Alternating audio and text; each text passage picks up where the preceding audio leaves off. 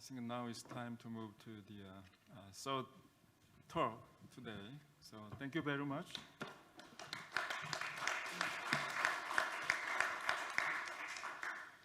So the last talk of this session is the WOAH strategy on AMR and responsible use of for AMU. The speaker of this talk is Dr. Nahoko Ieda. She's AMR Regional Project Officer of WOAH. Welcome, Dr. Nahoko Ieda.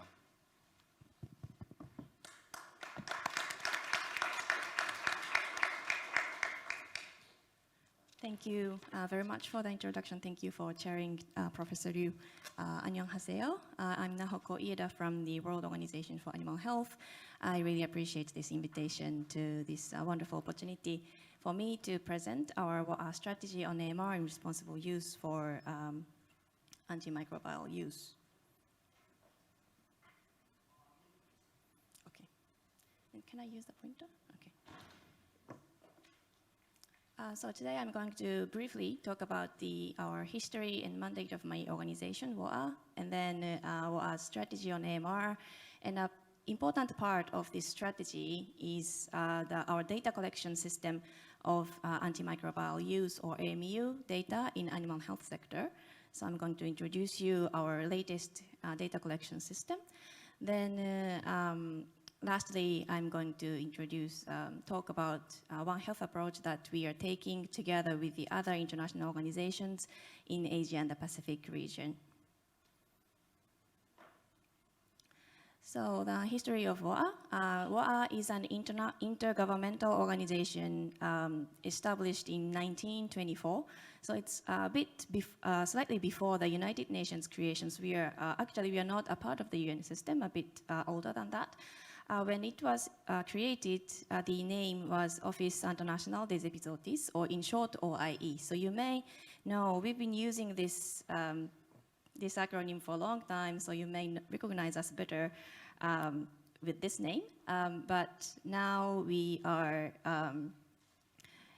our full name is World Organization for Animal Health. It was changed in 2003.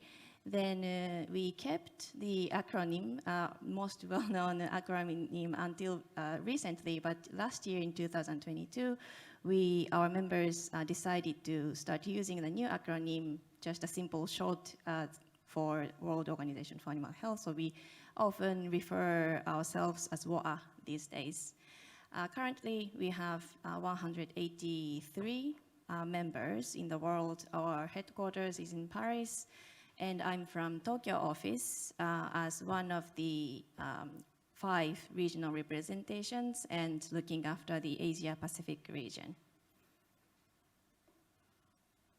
Well, I didn't probably have to prepare this slide because the distinguished experts in this floor know much better than myself probably about this overall picture of what the World Trade Organization is and SPS agreement is. But just to remind you quickly, SPS agreement adopted by WTO member states actually consists of 3 sets of international standards, one set for animal health, one set for food safety, and the last set for plant health. And these, as we already discussed in a previous presentation and Q&A sessions, Codex Alimentarius and IPPC are hosted by Secretariat, hosted by FAO, whereas very similarly, animal health international standards is the responsibility of WOA and WOA member states, member countries and territories to discuss, adopt, update,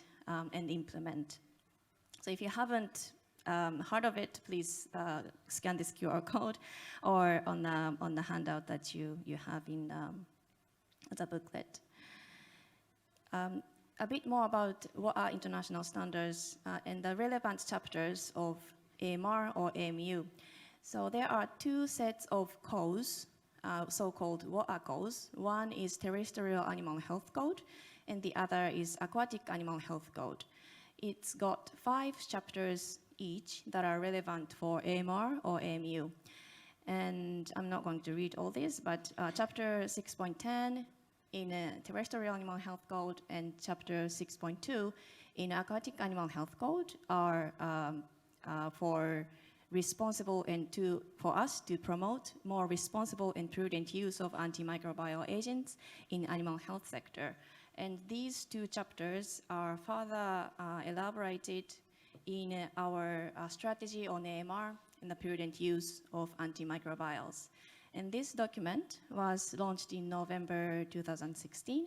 And of course, it's in alignment with WHO Global Action Plan on AMR and the other documents, strategic documents adopted by the tripartite WHO, FAO, and WOA partnership. This document has 4 key objectives.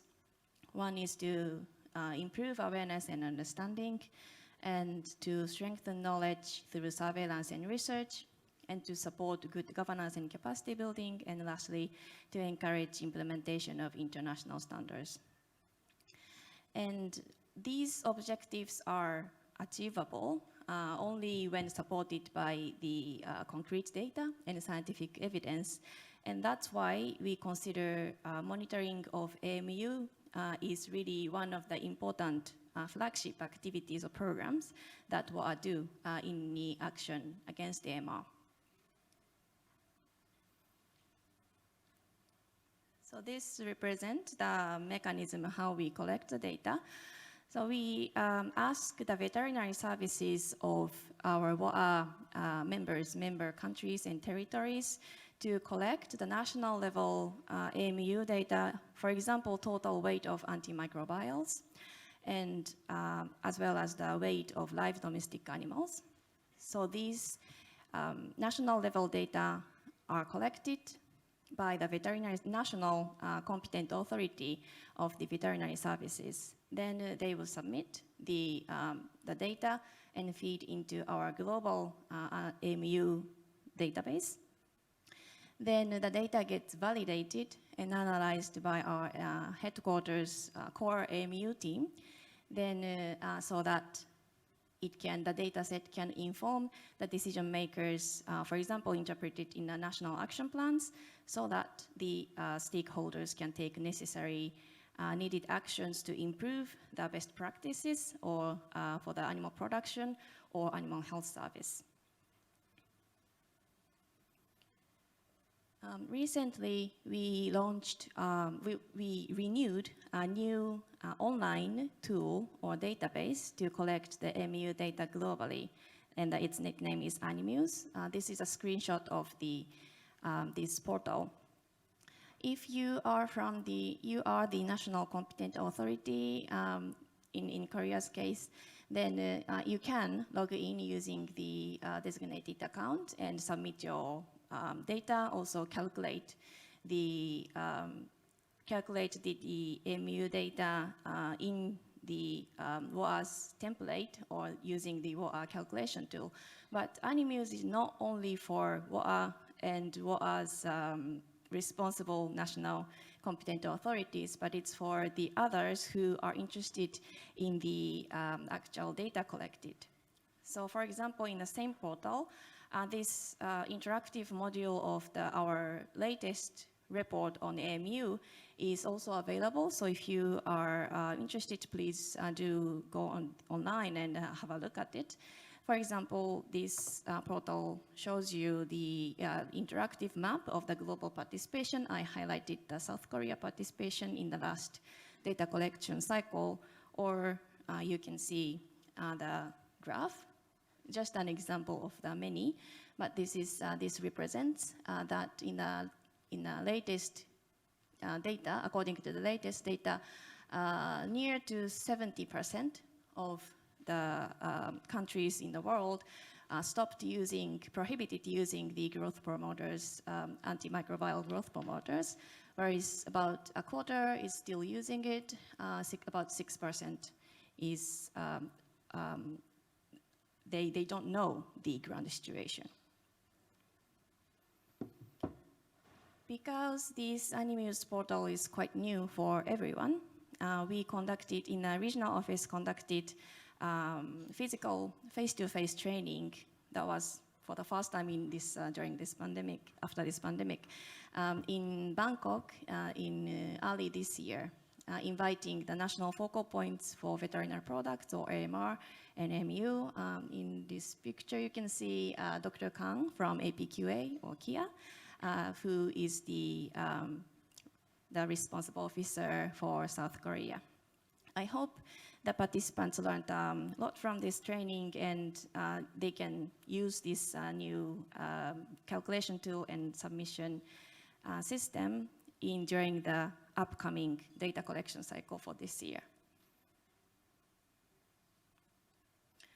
I won't get into the details of all the progress that were made by Animuse, but I would like to highlight that in the last data collection cycle, 157 members out of 183 participated in this data collection, and 100 out of that, 121, excuse me, reported the quantities of antimicrobial used in animals. Also, near to 1/3 of the members used the calculation tool provided by WOA. Now, I would like to show you, part of it is in response to the question from the floor in the earlier presentation. So this is a scary part of the figure. So this is AMU quantity per animal biomass compared by among different regions in Africa, Americas, Asia, and the Pacific, and Europe.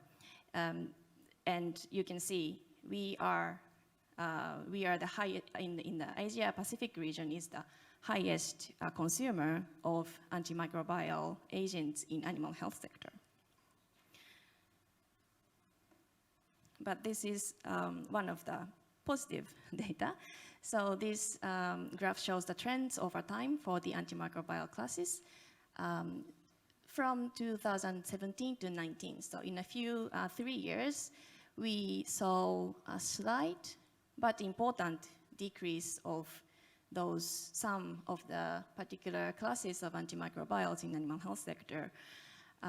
Tetracycline was the most popular and frequently used in animal health by veterinary services. But, well, in George's presentation, macrolide was the level of the importance was reduced, but still it's important in human health, for example, and macrolides indeed increased slightly, but importantly. Then, so we are, as an animal health sector, we are to promote more responsible and prudent use of antimicrobials that are also equally important for human health sector. So this is definitely a slight but important achievement by the international organizations and also the member states of those. Again, please have a look at our interactive report if you're interested in other data and more details. But I would like to highlight, well, there are still some specific gaps in the data, MU data collection, especially for our region. I think it's important to mention that out of more than 100 members who participated in this data collection, only 11 were able to provide specific data for aquatic animals. So this is to summarize the challenges specifically for Asia-Pacific region in terms of AMR, MU issues. So as I said, we observe the highest level of AMU in animal health sector in the world. And this is caused by the large biomass of livestock. So because livestock sector is so, industry is so active in the region. And still, on the other hand, there are some countries who are still using the antimicrobial growth promoters. Similarly, aquaculture is also, we are one of the most active aquaculture producers. And still the aquaculture, MR in MU in aquaculture is much, much less addressed by the professionals and experts. And needless to say, but it's we cannot mention enough the lack of coordination, or there is still a gap of coordination with among the national authorities and private sectors and One Health counterparts. But this conference, I believe, is really a good example of the cross-sectoral, multidisciplinary, and inter-organizational at national and regional global level collaboration. So I really appreciate this meeting. Changing the topic a little bit to end, I would like to remind you the first objective of our WAA strategy on AMR. It was to improve the awareness and understanding. Then we believe that the development of appropriate communication materials and technically sound communication materials is really the key in enhancing good awareness. And that's why we are very active in developing technical education materials in collaboration with the national counterparts. This is just a few examples out of many, but this series of materials were developed under multi-partner trust fund project in Cambodia and in collaboration with the General Directorate of Animal Health of Cambodia. And we targeted specific stakeholders like fish farmers or pig producers or pharmacists. So these were released on the responsible and prudent use of antimicrobials, the needed actions by farmers, pharmacists, pharmaceutical companies, or veterinary regulatory authorities, and they were translated in local languages because this region is really also characterized by very diverse culture and language and background. So I think it's very important that these materials are technically high quality, but also translated in appropriate local languages so that the message are delivered to the people on the ground. One of the good occasions to use these kind of communication materials is the World AMR Awareness Week, or WOW. This is a global awareness week that is set by Global Quadripartite, FAO, WHO, UNEP, and WA. And the week is fixed every year at from 18th to 24th November. We have this mutual campaign slogan, Antimicrobials Handle with Care, with a blue theme color. We also set cross-sectoral global theme. For this year, it's the same carried over from last year, preventing AMR together. And these awareness-raising activities are just a few examples that WOA regional office conducted in the region, together with the national authorities in Bangladesh, Cambodia, or Fiji.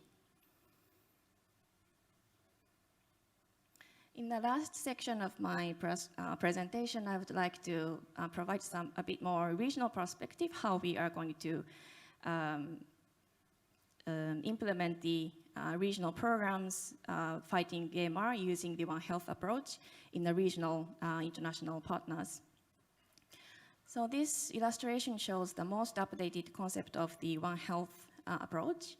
One Health has been mostly about cross-sectoral and multidisciplinary approaches addressing human, animal, and environment sectors.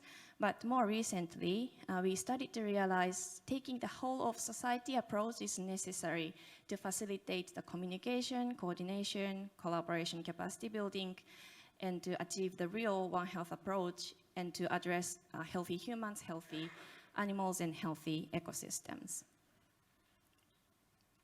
Well, we already heard from Marcos in the earlier presentation, but UNEP, because environment sector has been increasingly recognized much more than before as an important sector to address One Health issues globally. So UNEP joined the previous tripartite alliance, and now we call quadripartite. And again, it's a bit of repetition, but One Health Joint Plan of Action, One Health JPA, was launched during the World Health Summit in Berlin, October last year. And it's got 6 action tracks. So overall, One Health JPA has six action tracks. I'm not going to read all through this, but I would like to highlight action track 5 out of 6 is specifically addressing AMR. So curbing the silent pandemic of AMR is recognized as still very much of a priority as a quadripartite. So following the launch of the One Health JPA, development of the complementary implementation guide is going to start soon and to support translating the objectives into practical guidance and so that it can be interpreted and adapted at national level context. So this was, it was global high-level joint activities as quadripartite, excuse me. But I would like to introduce a few of the ongoing projects already using One Health approach in a regional quadripartite.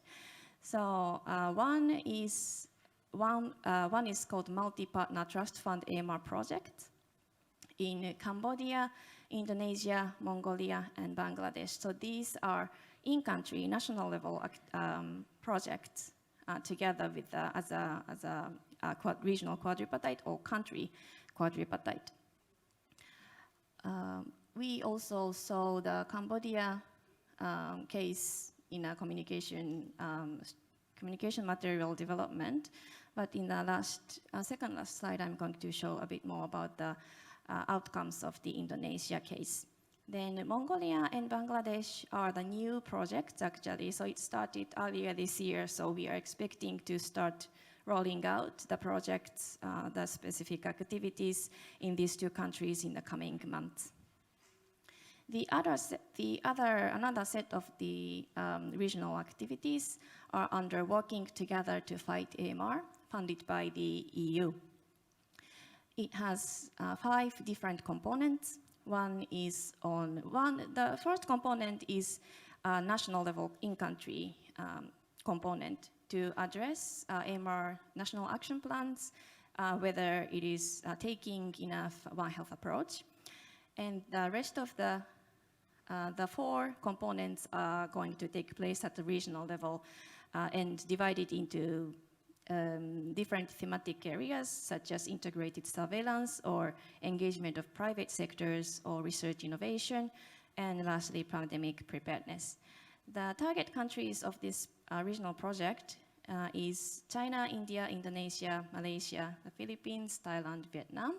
And I would like to highlight that Japan and Republic of Korea are also involved in this project as a partner countries. So obviously the needs are different from the other target countries, the beneficiary countries. So we expect those partner countries for technical contributions to this project. And indeed, I would like to take this opportunity to thank APQA, who started to discuss about the engagement to this project. And I believe AMR laboratory in APQA is actually hosting one of the AMR lab training in coming months.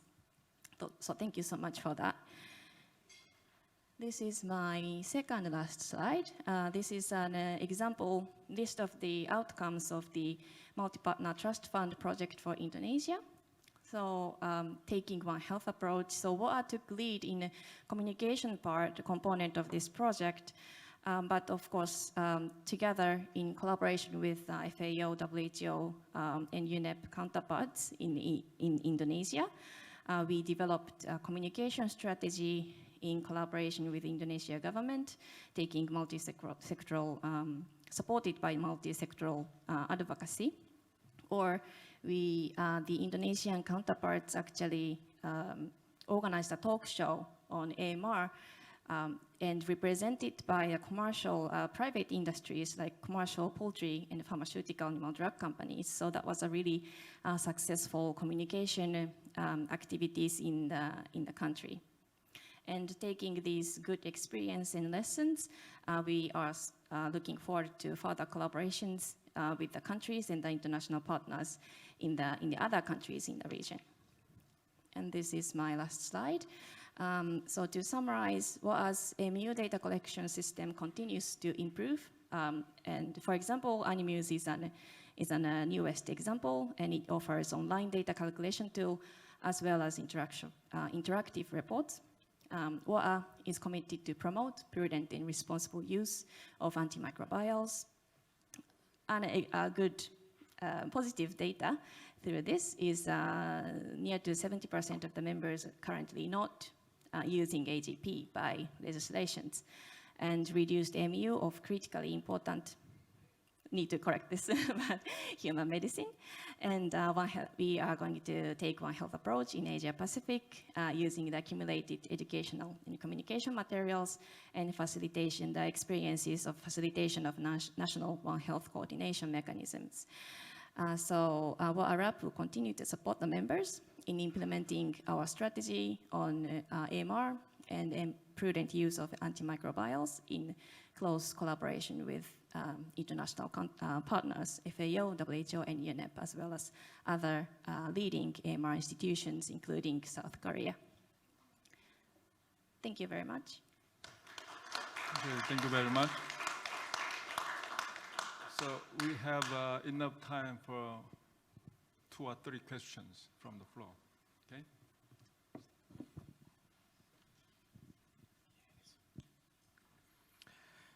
Thank you very much for a very interesting presentation. I'm here, it's Ernesto Liebana from the European Food Safety Authority. I'm really interested to see the progress you have done in gathering all this data on AMUs. And I was interested in the graph you showed with the trends and the fact that you have seen this modest decrease in consumption of some of these drugs. My question is, because I'm most familiar with the European data, have you done this trend analysis per region? Have you, for example, taken the European data out of the data set to see what is going on in other places? Thank you very much for the good question. If I remember correctly, I'm sorry, I don't remember all the figures in the report because it's quite long.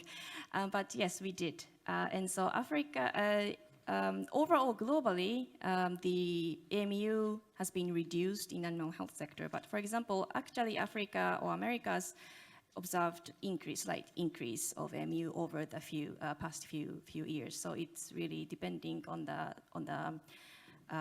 the national enforcement of the legislation, also the growth of the economy, the economics or the overall industry of livestock sector, etc. So it really depends on the region. You are right. And the second quick question, do you, in any of the surveys you have done, do you know how many of the countries which are contributing data also do correlation analysis between the data in use and the data in resistance? Do they use this type of approach at all? That's a wonderful, wonderful question and very super good question because we are discussing the needs for that. So we need to encourage, maybe if necessary, train the countries so that they are able to interpret the AMU, start using the AMU data together with AMR resistance data. But I don't think that's done in many countries apart from the European countries. Yeah, so this it's really important. We recognize the importance, but we are on the way to go.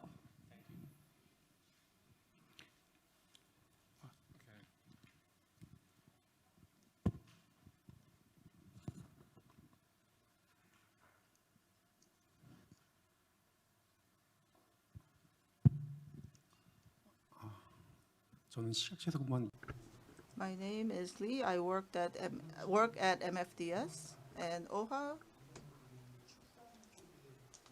Well, you engage in business for livestock, but also aquatic animals as well. So you get funds from JICA, and in relation to AMR, I think you're doing many different projects. So what is the current status on the projects that you're doing for the aquatic or marine animals? Can you give a brief answer about that? Thank you so much. Just to clarify the question, because I'm not sure if I understood your statement completely. So we do work for the aquaculture, aquatic animal health sector, but we don't have a direct funding relationship with JICA at the moment. But we have more global generic programs to address the aquatic animal health issues, including AMR. So in terms of that, that is, thank you very much for the question. We are, I must confess, the AMR, AMU activities specifically targeting animal health aquatic animal health sector in the region has been a bit quiet in the past few years, partly because of the pandemic, etc. But we are now resuming that, and actually, it's not confirmed yet, but me and my new technical colleague in Tokyo office, who is fully responsible for the aquatic animal, specifically for aquatic animal health activities in our office, are talking together to do a regional training or workshop, inviting the animal health, aquatic animal health experts from the region, in the countries in the region, to discuss the needed approaches to address AMR in aquaculture in the region in the near future, like next year. Okay, I'll take one more, just one more question. Thank you so much. I'm Elad from Rwanda, and I'm pursuing a PhD in veterinary public health and food safety. So just have a question of curiosity. During your antimicrobial use surveillance, just in case you realize that some countries have misused or overused some antibiotics, do you have some countermeasures just to make sure that things will not keep going exactly the same day in those countries? Thank you so much. Thank you very much for the question. We don't, first of all, we don't name and shame those, not ideal practices, but we do encourage better practice through different projects or programs or regular programs or activities, and it really depends on what projects are targeting which countries. But in general, we do awareness raising for in-country stakeholders. And we also perform regular training cycles for focal points for AMR in our member countries and territories. So we invite the, at the moment, national focal point for veterinary product is appointed in many cases, Ministry of Agriculture, Ministry of Livestock, or Rural Development, who are responsible for the veterinary service provision. And these, a part of the team is appointed as a national focal point for veterinary product, who is responsible for reporting AMR, AMU data, also the AMR surveillance in many cases. So these people are our regular contact point, and these people are the one who primarily target in our training cycles. So through these two set of regular activities, I would say, yes, we do try to promote better practices and to better implement the international standards. Okay, Professor Park, you have a question? Yeah. This is a real last question. Okay, thank you.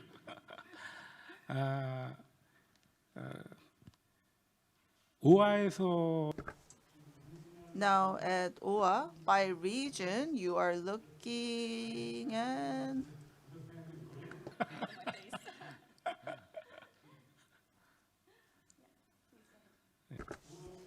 Okay, so at OA, you are measuring the use of antibiotics for animals by region, and the usage was quite high in Asia Pacific. So the Asia Pacific member countries, not all of them overuse, I believe. I think there are differences among the countries, even in the Asian Pacific region. So maybe you need to make the distinction by country and make the distinction by animal type. And I think that is a job that you need to do. So if you come up with one single number for the entire region, then this may lead to some misunderstanding and may be misinterpreted.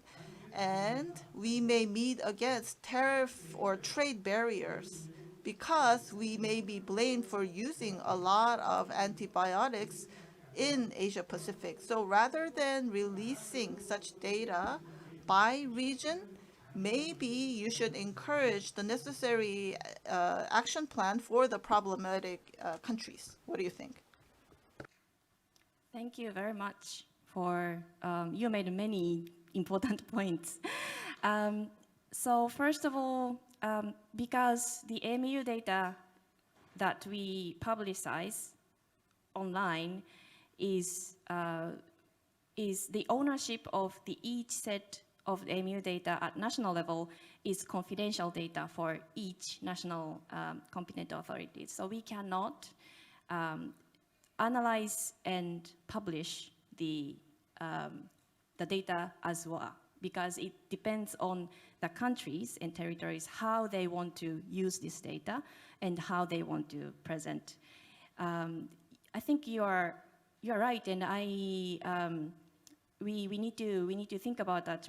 It's true that even by aggregated as a region, maybe Asia and the Pacific may, as a whole region, we may suffer from bad repetition as a big consumer of the antimicrobials.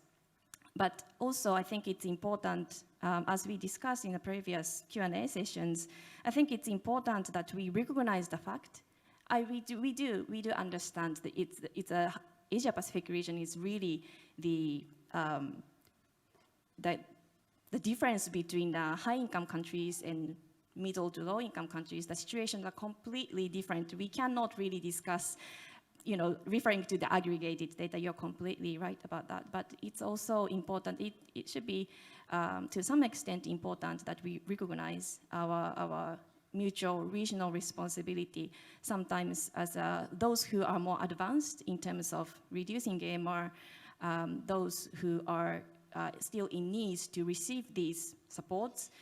Together within the region, we should really cooperate, cooperate in addressing those regional issues. And to do that, it has a certain importance, I believe, to generate such a regional data. But I do take note on that, like the negative aspect of regional aggregated data. Yes, thank you very much. Okay, thank you very much.